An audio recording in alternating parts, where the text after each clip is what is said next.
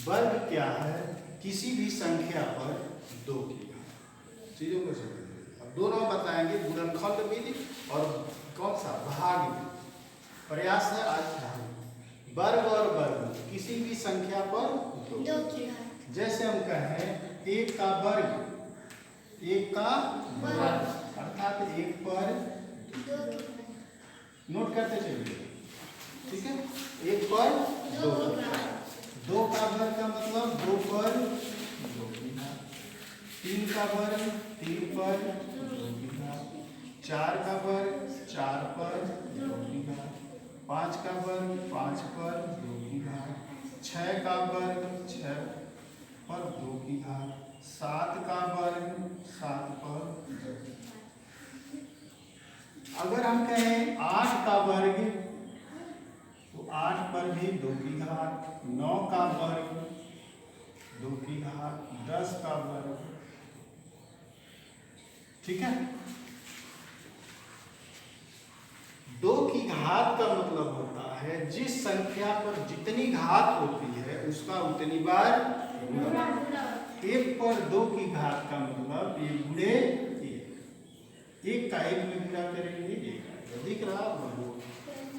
2 पर 2 की घात का मतलब 2 गुणे 2 दूनी 4। वैसे ही यह हो जाएगा 3 3 का 9, 4 चौको 16, 5 बचे 25, 36, 49,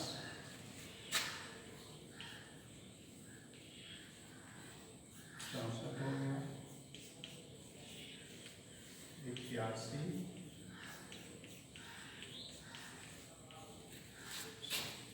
ठीक है। 10 तक की संख्या है।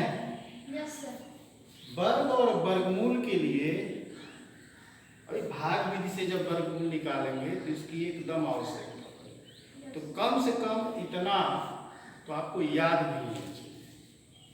नोट हो गया होगा? नोट कर लिए है ना? हटा दें? नहीं कुछ नोट किया हो तो समझ में तो आ गया होगा। उसके आगे की संख्या बना लीजिए। तो वर्ग समझ में आया? 2 की घात हो किसी भी संख्या को वर्ग पूछता है तो 2 की घात लगा के हल करेंगे, ठीक है। अब बात आती है वर्गमूल की।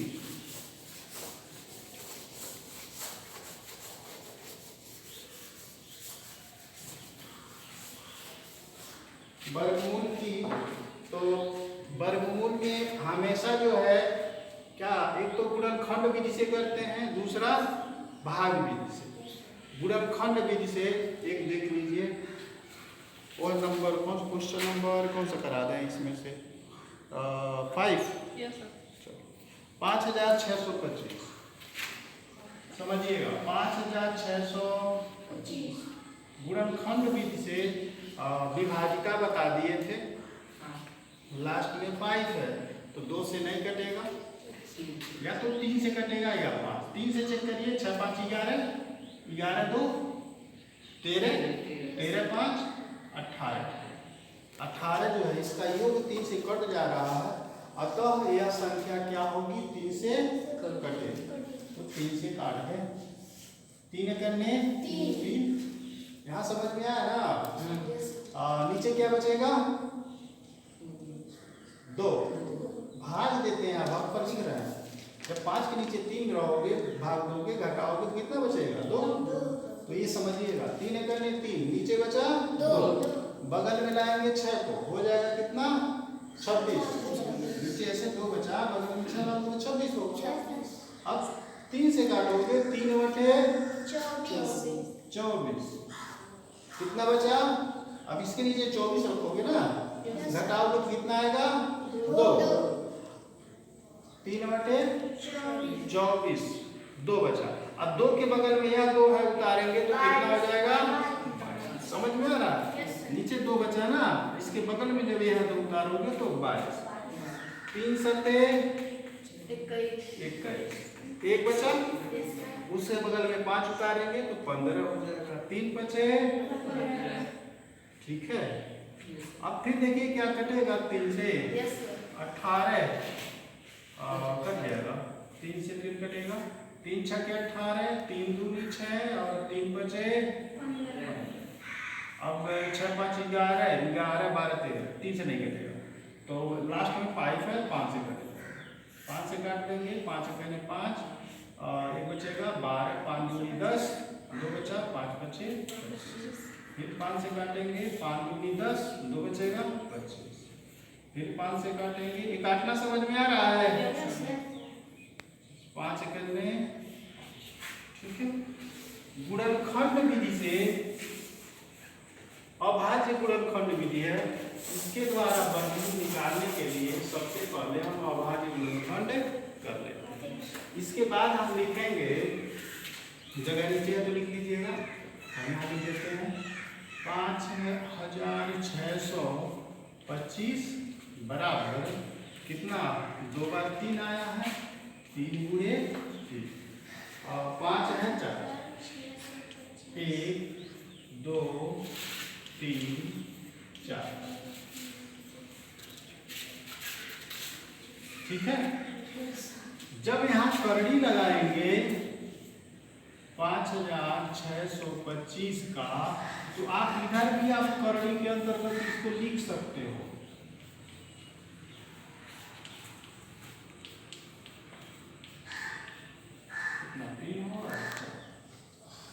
ठीक है, हमने इधर भी करड़ी लगा दिया इधर। अब जब इधर करड़ी रहेगा 5625, तो करड़ी से जब बाहर निकालेंगे, वर्गमूल है ना, तो हमने कहा 2 अंकों का जोड़े में से एक अंक बाहर लेंगे। अब 2 अंक का जोड़ा, यहाँ देखिए कि यहाँ बन रहा है, फिर एक यहाँ बन गया, फिर एक यहाँ, ठीक है। तो इसमें से एक अंक निकालेंगे तो 3 हो जाएगा, यहाँ से निकालेंगे तो 5, यहाँ से 5, गुणा करके 3 बचे 15 गुणे 15 बचे 25 होगा, 15 बचे, अर्थात 5625 का वर्गमूल कितना होगा, 75, ठीक है। दूसरी क्वेश्चन में कभी कभी कह देता है ज्ञात कीजिए कि पूर्ण वर्ग है कि नहीं है, अर्थात परफेक्ट स्क्वायर है कि नहीं। उस कंडीशन में बस हम यहाँ तक लाएंगे, इधर नीचे नहीं सॉल्व करेंगे। देखेंगे जब 2 अंकों का जोड़ा बन गया तब हम लिख सकते हैं दी गई संख्या पूर्ण वर्ग संख्या है या परफेक्ट स्क्वायर। क्लियर? ये रहा अभाज्य गुणनखंड विधि के द्वारा, अभाज्य गुणनखंड विधि के द्वारा क्या वर्गमूल ज्ञात करना। वर्ग बता दिए थे, वर्गमूल हो गया, ठीक है। इसी संख्या का आंसर कितना है, 75 ना। इसी संख्या का अभाज्य विधि से वर्गमूल निकालना देख लीजिए, ठीक है। बता दें, नोट हो गया, नोट हो गया। भाग विधि से मान लीजिए, अब इसका आपको गुणनखंड विधि से नहीं, क्वेश्चन में कह दिया गया कि भाग विधि से वर्गमूल निकालिए, तो गुणनखंड विधि से निकालेंगे तो गलत माना, आंसर जल्दी आपका सही होगा, ठीक है। भाग विधि से बता दें,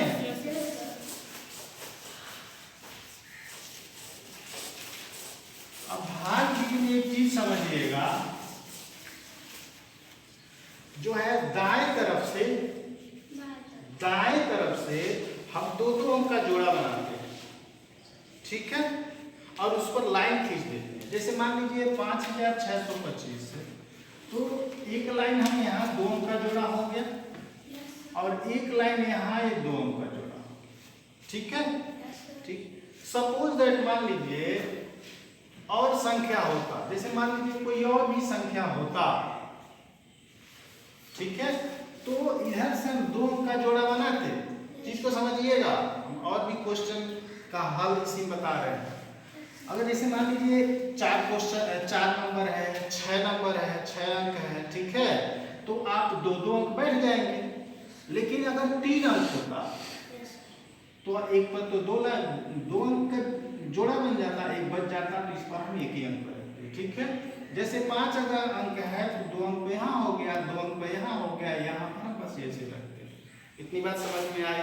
और किधर से लगाएंगे, इधर से नहीं लगाएंगे, किधर बाएं से नहीं लगाएंगे, हमेशा दाहिने हाथ है ना, इधर दाएं तरफ से लगाएंगे, 2 अंक। इतनी बात समझ में आ गई। थोड़ा सा हम और आपको विस्तार में सपोज दैट मान लीजिए, अभी सब मिटा देंगे, बस इतना ही निकालेंगे, सीधा समझिए आगे क्वेश्चन है। सपोज दैट मान लीजिए अगर दशमलव लगा हो, आज क्वेश्चन है दशमलव लगा है और इधर कोई संख्या दे दिया है कुछ ऐसे, तो दशमलव के बाद इधर जब हम लाइन खींचते हैं इसके ऊपर जोड़ा तो हम बाएं से लगाते हैं। ये बात समझ में आई है? इधर जब लगाएंगे तो बाएं से दशमलव के बाद, और जब इसे पूर्णांक कहेंगे, पूर्णांक है ना, जब पूर्णांक पे लगाएंगे तो किधर से, दाहिने से। अगर ऐसे कुछ दिया हुआ है तो ठीक है, और इधर जो 1 अंक बचा तो ऐसे कर लेंगे। ठीक, इतनी बात समझ में आई? चलिए, जो दिया हुआ क्वेश्चन है उसको हम कराते हैं। तो 5625 है तो 2 अंक का जोड़ा बनेगा। इसके बाद हम एक लाइन यहाँ खींचते हैं और दूसरी लाइन हम यहाँ, ठीक है।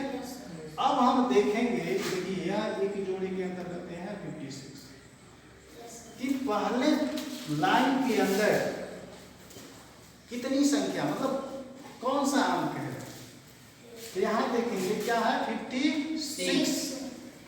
56 है ना। Yes sir.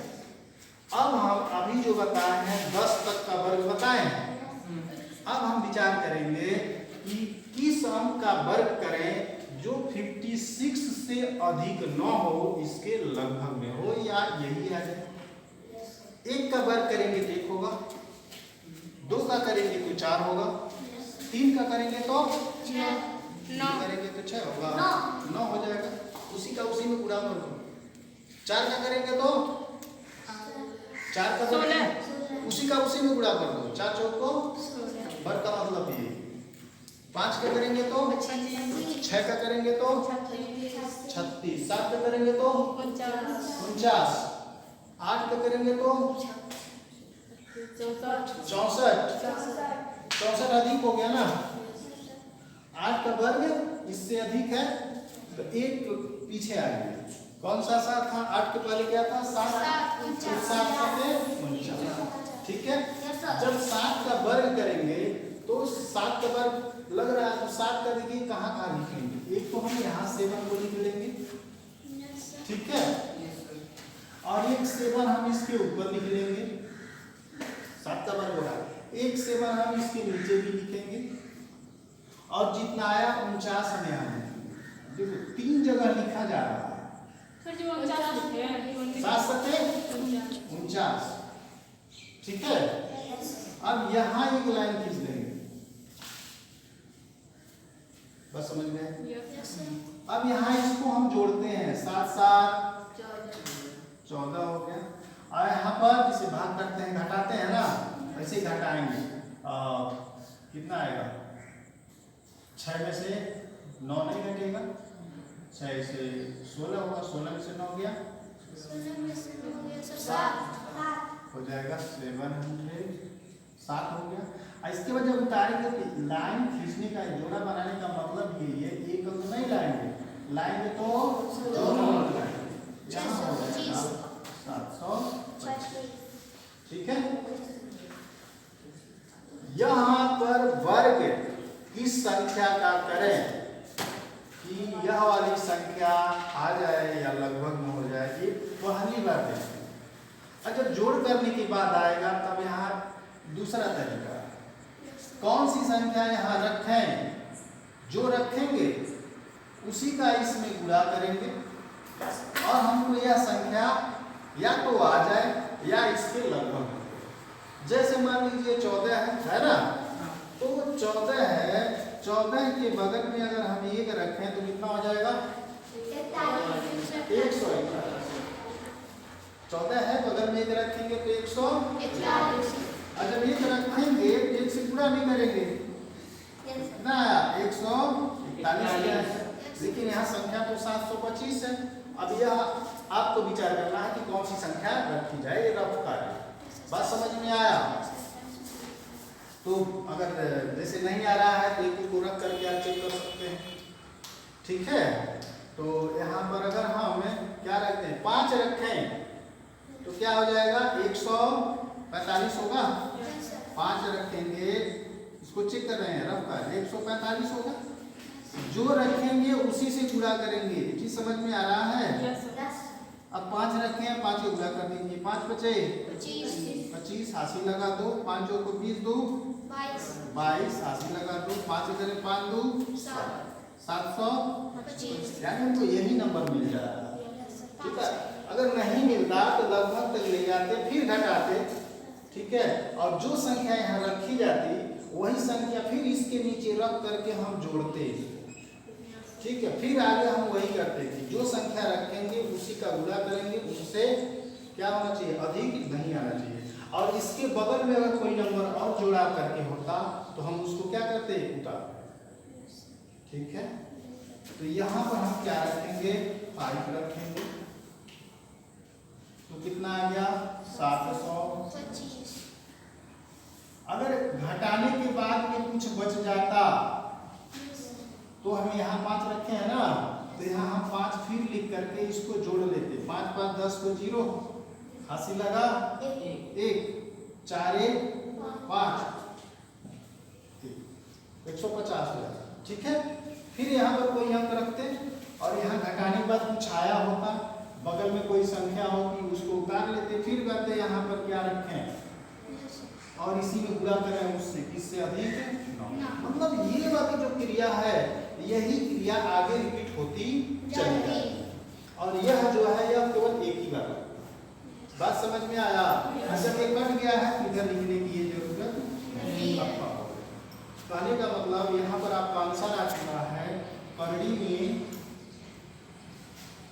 5625 का वर्गमूल कितना हुआ, 75। ऊपर जो आएगा यहाँ पर भी लिखेंगे, 5 यहाँ रखे हैं ना, या 5 यहाँ पर भी लिखेंगे, यही आपका आंसर होगा। कितना आ गया आंसर, 75। इस क्वेश्चन को आप अभी गुणनखंड विधि से लगाए हो, कितना आया है 75, और अभी भाग विधि से लगाए हैं तभी कितना आया है 75, ठीक है, ठीक है।